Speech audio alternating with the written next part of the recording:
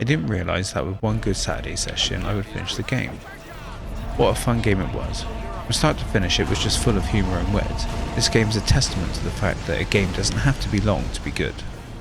At one point, to help Mayor West, I had to assassinate a hamburger mayor. I know how that sounds, but they literally did their own version of the JFK assassination.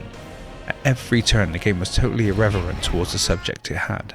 They ripped off Jurassic Park at the end by having Bertram's T-Rex eat someone off of a porta potty. Genuinely though, for 5 hours of gameplay in total, it was exactly what was needed. Just an outrageous premise, silly humour and a game so simple you didn't need to overly concentrate to enjoy it. It wasn't about the gameplay, but about reaching every story beat to give you the next piece of the story. However, I did notice some screen tear and a few frame drops, only when the game became overly crowded.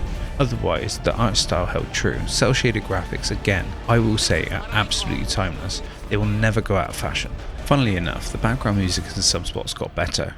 It actually worked for what was going on around you. The voice acting during cutscenes was impeccable. They did a great job to tell you the story just like it was in the show. Something I didn't notice in my first bit of the playthrough was that when you take damage or make mistakes, Brian or Stewie break the fourth wall by either mocking you or shouting at you, which is an amazing touch. The gameplay stayed the same really. It was good enough for what was needed for the game. Once I got used to the floatiness of the controls, the game became simple. I do retract my previous statement though of the game feeling like Simpsons Hit and Run. Once I really started to use all the tools available, it more resembled a Ratchet and Clank sort of game. The controls weren't as tight as a Ratchet game, but the way you use the menus, strafing from side to side to avoid enemies, and using your items to lead minions away so you could concentrate on either the bigger task at hand, or just to hoard the enemies into one place, made it easier for you to handle them. Simple but great is my best way to describe it. Moving between dimensions was awesome. Getting to see the likes of Long John Peter and Peter fighting the giant chicken. They again poked fun at online shopping, which is now obviously a standard. Santa having to turn to dealing arms because no one needs him to make toys anymore is genius and stupid.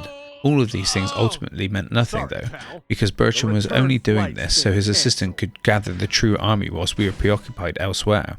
Such a clever rug pull. Even though the game was short, which was what I was looking for, the game didn't disappoint. It was a perfect game to play after playing something long and serious.